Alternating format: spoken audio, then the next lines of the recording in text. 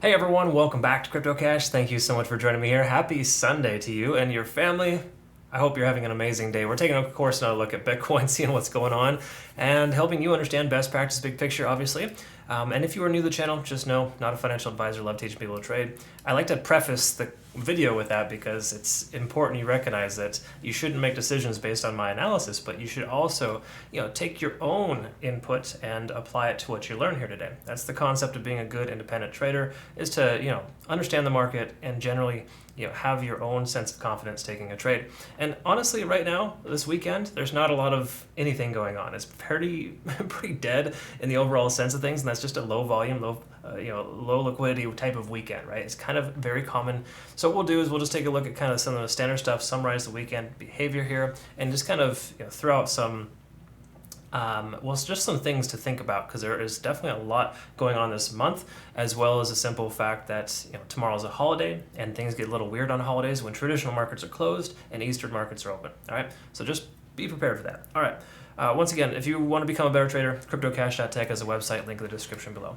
Okay, so here's kind of where we're at. Let's go ahead and start with the daily and work our way down. First of all, just kind of summarize here. We're range bound between 19.5 and 20,400. Okay, so you can pretty much buy at 19.5 and sell at 20,400, almost to a T at this point. It's been stuck in that range for quite some time, almost a full week and a half. So that being said, is that good or bad? Well, it leads to a breakout inevitably one direction or the other.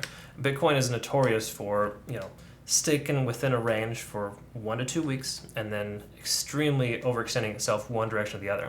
So we have two choices. You can short and the price goes down, or you can long and the price goes up. I have my money more so on at least an initial long, a short-term long. In other words, at least 20,400 getting retested again, and I'll explain why I think that. Now, to touch on some key things here that we want to understand, first of all, we do have more room for downside. Keep that in mind. RSI being right around the 37 range, just above 30, under 50. We're still tentatively bearish, and we got to recognize the fact that we're on the wrong side of the tracks right now. So in some cases, a long position may not be appropriate, right? It just depends on the circumstances. But we do have a MACD convergence here forming on the daily, and we can see the bears are losing control, and this is a very positive sign. Again, the MACD isn't something that you're going to want to use exclusively, but in combination with other things, it can be very powerful. So what we want to do is kind of confirm this is happening on other time frames too, specifically the 4-hour, and see if that correlates, and if so, that should lead to a convergence here on the MACD, and in turn give us that break above 20,400, or at least an initial retest of it. The likelihood of it breaking above 20,400 is fairly high, considering how many times we test that level already. Literally, 5 out of the last 10 trading days, somewhere in that range, we've retested that level. So again, it's just a matter of time. You could have the same argument too with 19,500, though. Keep that in mind as well. We've retested that level almost 5 times. So again, it's kind of one of these razor's edges, so to speak, where the price action could go either direction. But at this point, we should expect the overall sense of Bitcoin to want to go down further. But I would venture to guess we're likely to see a retest of at least a higher high and a higher low, and potentially retesting this channel here, this descending channel, to potentially come down further. So that's kind of what we're looking at here for Bitcoin. Again, the macro looks mostly positive, but we got to recognize the big picture here. We're still in a descending trend, and Bitcoin is still in the struggle bus. Okay, we haven't been able to establish higher highs yet. Okay, and that's important to recognize. That still implies we're bearish, which is why you see my logo red, not green. Okay, that's the overall sense. You got to just kind of understand that's the foundation of what's going on. That being said, it doesn't mean it has to control the entire trading experience, and you just have to be scared the whole time it's going to go down. That's not the case. We have some positive. Let's go ahead and take a look at that here. First of all, the moving averages on the 4-hour. We are getting a retest here, of course, at the 20 and the 50. Okay, so notoriously those work as resistance levels, but keep in mind, this being a weekend, honestly doesn't matter too much. A break above that, once again, a break above 20,000 would put us right in that position. We're almost there anyways, but again, we've been pretty much stuck at 19,800 for some time. That's a key level support based on previous data, back all the way back to 2020. That was a key level resistance, now it's a support level, okay? Again, in the overall sense of things, looking good there in that way. We're also retesting 50 on the RSI, so we break above that, again, a closure above 20,000, we should be in pretty good shape to see that continue higher and to stop being in this little bearish zone. We've been bearish, for lack of better terms, ever since the price action came down below on the RSI here, since the 15th. So that's basically 3 weeks of consistent downtrend, right? It's only a matter of time before that recovers, okay? So again, not trying to be super optimistic, just being realistic here. You can only go so low. And the regular markets, keep this in mind too, the regular markets this week got hammered. And if you take a look at how terrible they did, Bitcoin is not exuding the same behavior. Bitcoin is doing fairly well in the sense of maintaining this support level, and that's a positive sign. So pending the traditional markets doesn't take a nosedive on Tuesday, I think we should be in good shape to see the price action increase. Again, that's just kind of a handful of little things that I'm kind of adding together, because again, when you do an analysis, you're not just looking at one time frame and one, you don't want to have your blinders on like a horse, right? You want to make sure that you are steady and focused on the big picture and working your way down, right? So even if you're a day trader, please make sure you look at this stuff, because it's important to understand the overall direction. It's a very rookie mistake to just kind of stick to one time frame and think that you're good. Another thing here as well, of course, we do have a MACD convergence here on the 4 hour. While it's not super strong, it is still converging, showing us that the bears have effectively lost control in the last 24-hour period. So that's a positive sign too. So hypothetically, that momentum could continue when the markets open in the eastern hemisphere of the world, and the traditional markets are still closed. They could manipulate the market higher. Okay. Hate to use the word manipulate because it's not exactly always the case, but it's very commonly is.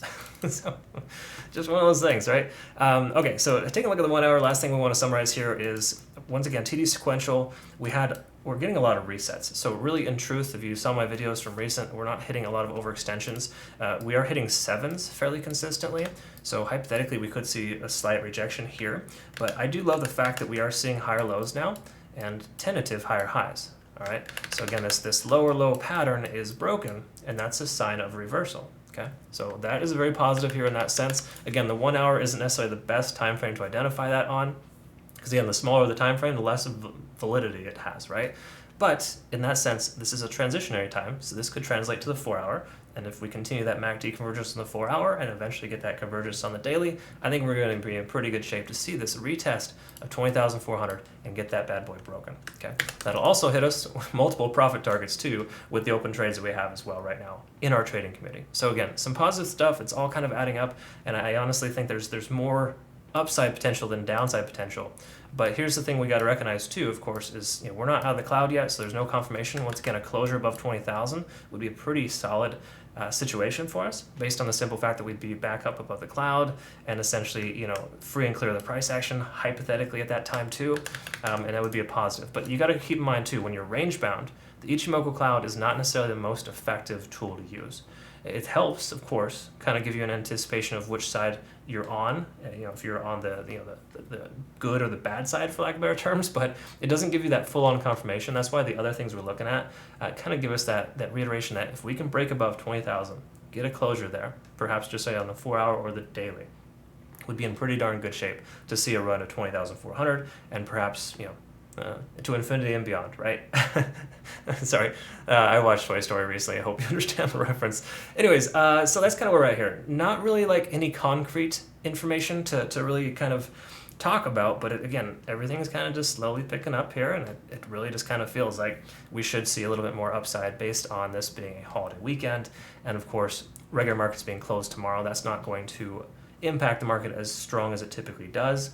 And I think that could be more positive than negative, at least in the short term. But you do got to recognize we do have a lot of things going on. There's CPI data this month. There is FOMC rate hike decision, along with the Ethereum merge, and then I think the ADA Basile, hard fork, if I'm not mistaken. There's a lot of things going on this month, and it's going to be an interesting, volatile month.